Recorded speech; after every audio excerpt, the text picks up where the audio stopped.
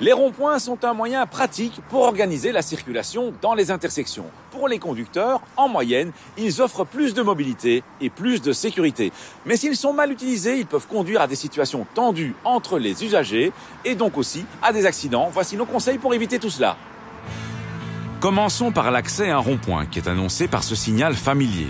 À l'annonce d'un rond-point, il est important de modérer fortement son allure de manière à pouvoir s'arrêter le cas échéant, car l'accès à un rond-point est précédé d'un céder le passage et dans de rares cas d'un stop. Vous n'avez donc jamais la priorité pour accéder à un rond-point par rapport aux véhicules qui y circulent déjà, quelle que soit la bande sur laquelle ils se trouvent. Bref, à l'approche d'un rond-point, on freine, on rétrograde, on contrôle en gardant le pied sur le frein et on prend la décision de s'engager ou non quelques mètres avant le rond-point.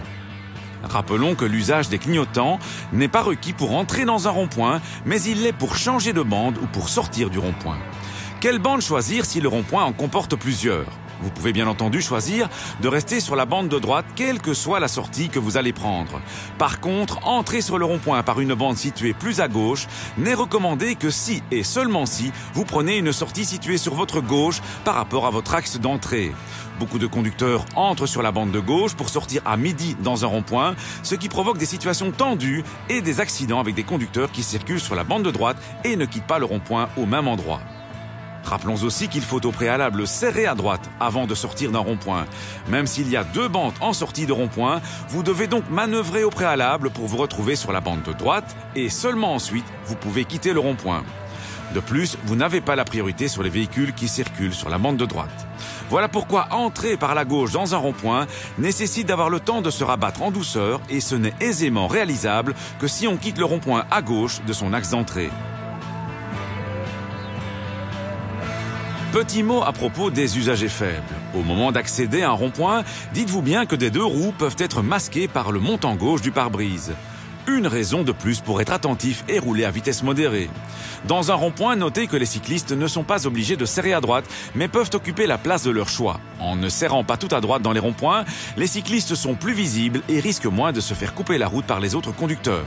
Attention aussi aux passages pour piétons et cyclistes qui se trouvent aux accès et sorties des ronds-points. Bref, encore de très bonnes raisons pour modérer sa vitesse. En résumé, on s'approche ou on circule dans un rond-point à vitesse modérée, on évite d'utiliser la bande de gauche s'il y a deux bandes d'accès, si on tourne à 15h ou à midi dans le rond-point. Si on doit quand même circuler à gauche, on évite de couper la route à un conducteur qui circule à sa droite. Et dans tous les cas, les changements de bande et la sortie du rond-point sont annoncés à temps par les clignotants. Le système de la tirette est-il d'application pour entrer dans un rond-point encombré ? La réponse est non. Le système de la tirette n'est obligatoire en cas de bouchon que lorsqu'il y a une perte de bande de circulation et non pour franchir un carrefour, accéder à un rond-point ou monter sur une autoroute. Mais bien entendu, par courtoisie, rien n'empêche un conducteur qui bénéficie de la priorité de céder celle-ci à un conducteur qui est en attente pour s'insérer. À la semaine prochaine et d'ici là, bonne route!